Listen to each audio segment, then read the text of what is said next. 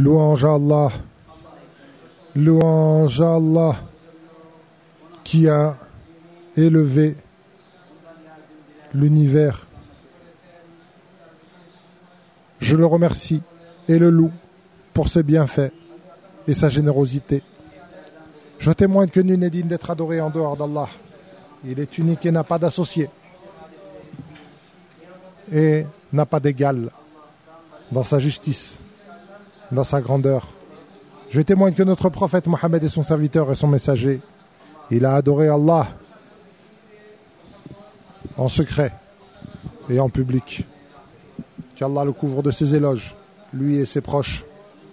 Ceci dit, je vous recommande, ainsi qu'à ma propre personne, de faire preuve de piété envers Allah. Ô vous qui avez cru, faites preuve d'une piété véridique et ne mourrez qu'en étant soumis. C'est une invocation issue du Coran, complète et exhaustive.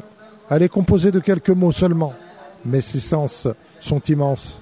Elle englobe tous les biens de ce bas monde, le plus noble objectif dans l'au-delà, et éloigne de tous les maux. ربنا آتنا في الدنيا حسنة وفي الآخرة حسنة وقنا عذاب النار. Seigneur, accorde-nous bonheur ici-bas et bonheur dans l'au-delà et préserve-nous du châtiment de l'enfer. Anas ibn Malik radiallahu anhu rapporte que l'invocation que le prophète sallallahu alayhi wa sallam prononçait le plus est « Seigneur, donne-nous le bien dans ce bas monde et donne-nous le bien dans l'au-delà et préserve-nous du châtiment de l'enfer. » Moussa alayhi salam fit cette invocation. Allah Ta'ala dit « Waktub lana fi hadhihi dunya fi واكتب لنا في هذه الدنيا حسنة وفي الآخرة. Veuille nous réserver une heureuse vie ici-bas et le bonheur éternel dans l'au-delà. Et Allah honora son bien-aimé Ibrahim al-Khalil par cela. وآتيناه في الدنيا حسنة وإنه في الآخرة لمن الصالحين. Nous l'avons comblé ici-bas et il sera dans l'au-delà du nombre des pieux. Les mots ne suffisent pas pour dénombrer tous les bénéfices qu'elle comporte. Elle suffit à la place de nombreuses paroles. Son sens renferme de nobles trésors et elle concrétise les plus grands espoirs. Abdessalam ibn Shaddad rapporte un jour où je me trouvais auprès d'Anas ibn Malik. Thabit lui dit « Tes frères sont venus d'Al-Basra et aimeraient que tu invoques Allah en leur faveur. » Anas invoqua alors en disant « Seigneur, accorde-nous bonheur ici-bas et bonheur dans l'au-delà et préserve-nous du châtiment de l'enfer. » Après avoir discuté un moment, ils en demandèrent plus et il répéta la même invocation.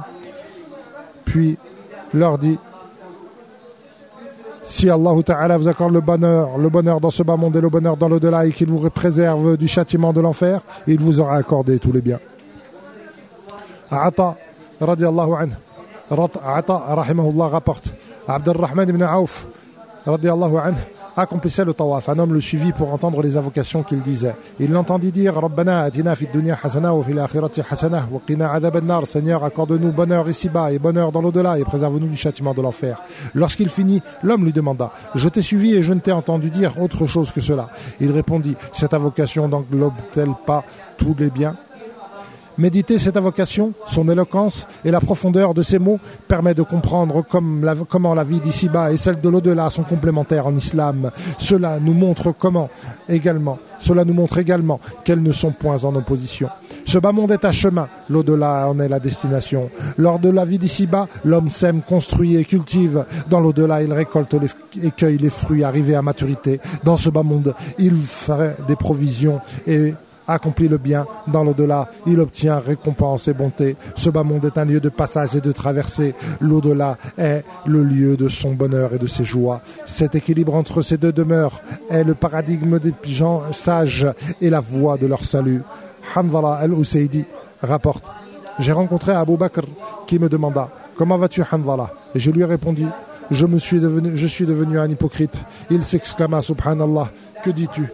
Je lui dis alors Nous étions avec le messager d'Allah sallallahu alayhi wa sallam et nous parlions du paradis et de l'enfer jusqu'à ce que nous puissions presque le voir de nos yeux. Puis lorsque nous partons, nous nous rendons auprès de nos familles et de nos enfants et jouons avec eux et nous nous préoccupons de nos jardins et oublions beaucoup. Abu Bakr s'exclama, par Allah, nous rencontrons tous ce sentiment. Nous sommes à leur partie, nous rendre ensemble auprès du messager d'Allah sallallahu alayhi wa sallam, et nous lui avons mentionné ce qu'il s'était passé.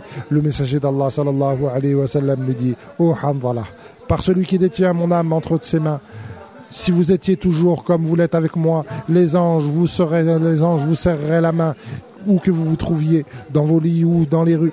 Ô Hanzala, il y a un temps pour ceci et un temps pour cela.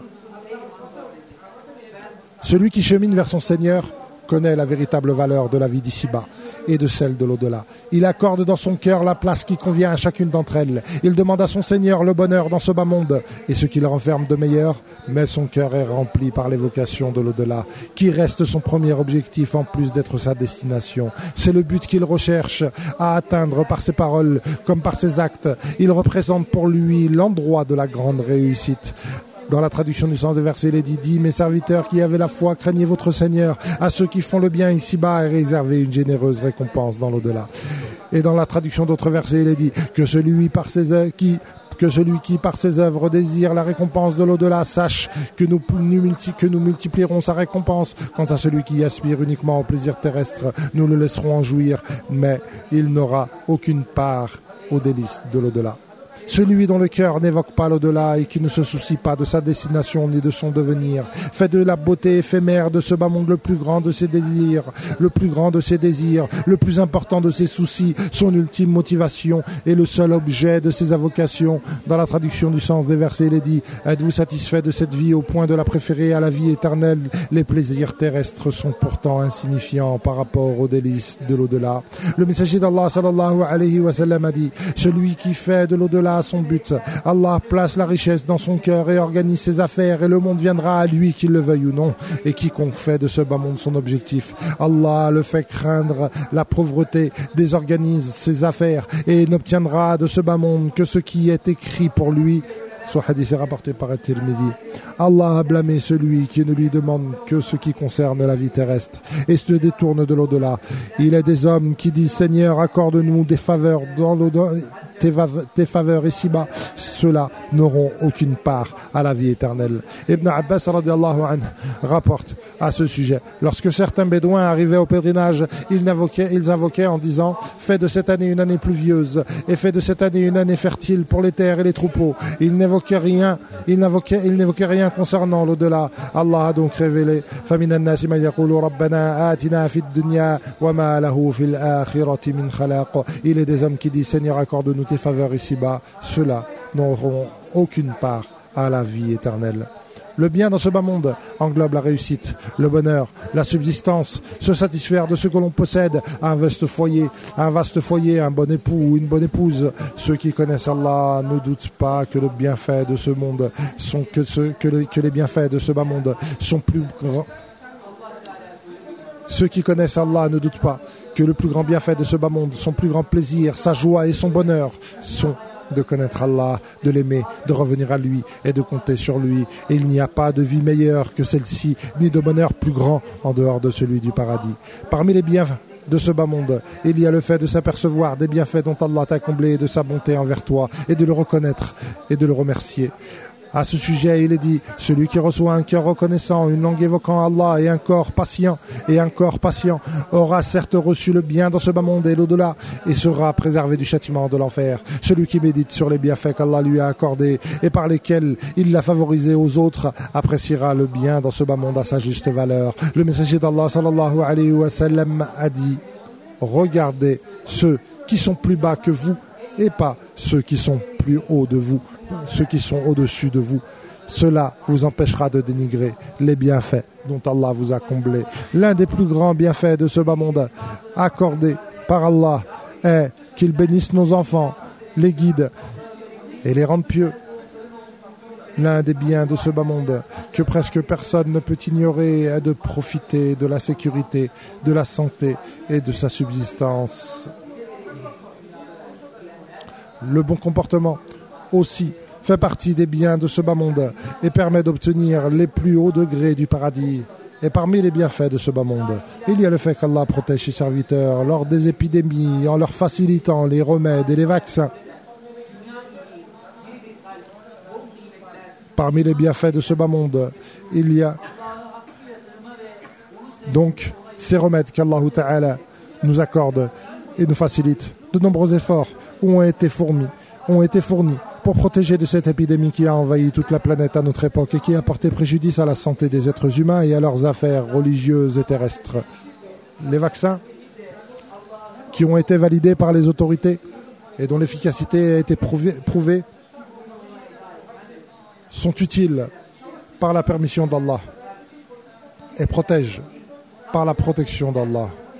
S'empresser de le prendre pour se protéger et appliquer les causes est un moyen de se préserver, diminue les répercussions de l'épidémie, protège ta personne, ta famille, ta société et ta communauté. Mettre ce vaccin à disposition et le reste des mesures sanitaires de précaution qui ont accompagné cette épidémie montre les efforts déployés par les dirigeants de ce pays béni et leur souci de la santé et de la santé de leurs citoyens, qu'Allah leur accorde leur succès. Nous demandons à Allah de récompenser tous ceux qui ont donné de leur temps, de leur bien et de leur esprit. Le messager d'Allah sallallahu alayhi wa sallam a dit: soignez-vous car Allah a assigné à toute maladie son remède, sauf la vieillesse. Qu'Allah bénisse pour vous et moi le noble Coran et qu'il me rende utile ce qu'il renferme comme verset et sage rappel. Je prononce ces paroles et implore le pardon d'Allah pour moi, pour vous et pour tous les musulmans. Implorez donc son pardon. Il est le miséricordieux et celui qui pardonne. Louange à Allah. Je témoigne que nul n'est digne d'être adoré en dehors d'Allah. Et je témoigne que notre prophète et notre chef est Mohammed. Que notre prophète Mohammed est son serviteur et son messager. Qu'Allah le couvre de ses éloges, lui et ses proches, ainsi que ses compagnons. Ceci dit, je vous recommande ainsi qu'à ma propre personne de faire preuve de piété envers Allah. Rabbana atina fid dunya hasanatan wa fil akhirati hasana wa qina adhaban nar. Et le bien dans l'au-delà est celui pour lequel les pieux rivalisent et sur concurrence. Ils vouent à cette cause leur vie, leur bien et leur temps. Ils font cela pour le paradis. Allah Ta'ala dit: quiconque sera écarté de l'enfer et admis au paradis aura gagné son salut. Et préserve-nous du châtiment de l'enfer. Le musulman sage assure son voyage de ce monde vers l'au-delà en réunissant peur et espoir. Tous s'empressent d'accomplir le bien et nous invoquaient plein d'espoir et de crainte. Tous se soumettaient humblement à notre volonté. Invoquez Allah Azzawajal de couvrir son prophète de ses éloges. Vous qui avez cru, invoquez Allah de couvrir son prophète de ses éloges. Seigneur, couvre notre prophète Mohammed de tes éloges ainsi que ses proches, comme tu l'as fait pour Ibrahim et ses proches. Tu es certes noble et digne de louange. Et couvre notre prophète Mohammed de tes bénédictions, lui et ses proches, comme tu l'as fait pour Ibrahim et ses proches. Tu es certes noble et digne de louange. Accorde ta satisfaction à ses successeurs bien guidés, Abu Bakr, Omar, Uthman, Ali, ainsi que tous ses compagnons. Et accorde-nous à nous aussi ta satisfaction par ta bonté et ta générosité, ô toi le plus généreux des généreux, ô toi le plus miséricordieux des miséricordieux. Seigneur, fais triompher l'islam et les musulmans. Seigneur, fais triompher l'islam et les musulmans. Seigneur, fais triompher l'islam et les musulmans. Et humilie la mécréance et les mécréants. Et détruis, ô Seigneur, tes ennemis, les ennemis de la religion. Et fais de ce pays un pays en sécurité et prospère, ainsi que tous les pays des musulmans. Seigneur, nous te demandons le paradis et toutes les œuvres qui en rapprochent, actes ou paroles, et nous te demandons de nous préserver du châtiment de l'enfer et des paroles et actes qui en rapprochent. Seigneur, nous te demandons tous les biens présents et à venir que nous connaissons, que nous ignorons. Seigneur, nous te demandons de nous préserver contre tous les maux présents ou à venir que nous connaissons ou que nous ignorons. Seigneur, protège pour nous notre religion, qui est la chose la plus importante, et améliore pour nous ce bas monde dans lequel nous vivons, et améliore pour nous l'au-delà vers lequel nous reviendrons, et fais de la vie un moyen pour nous d'augmenter tous les biens, et de la mort un soulagement de tous les maux.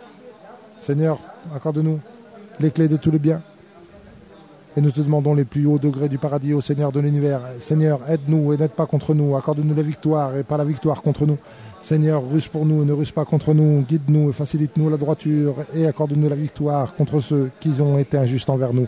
Seigneur, fais que nous t'évoquions, que nous revenions à toi et nous repentions. Seigneur, lave-nous de nos péchés. Seigneur, améliore nos paroles et enlève la haine de nos cœurs. Seigneur, tu pardonnes et aimes le pardon, alors pardonne-nous. Seigneur, pardonne-nous nos péchés.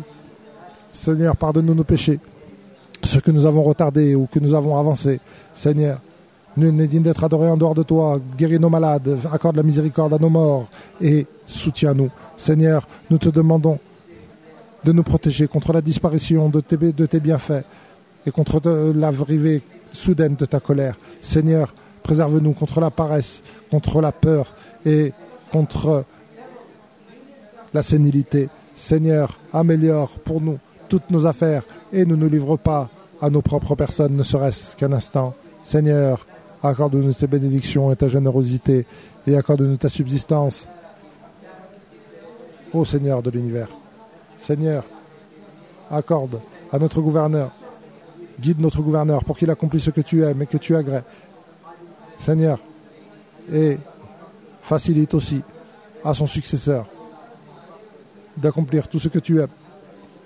Seigneur, accorde-nous dans ce bas monde le bien et dans l'au-delà le bien et préserve-nous du châtiment de l'enfer. Seigneur, ne mets pas dans nos cœurs de haine pour les croyants. Tu es certes noble, tu es certes miséricordieux et pardonneur. Seigneur, accorde-nous. Seigneur, pardonne-nous et accorde-nous ta miséricorde. Évoquez Allah, il vous évoquera. Remerciez-le, il augmentera pour vous ses bienfaits. Évoquez-le et sachez que le fait d'évoquer Allah est la plus grande des choses et Allah sait ce que vous faites.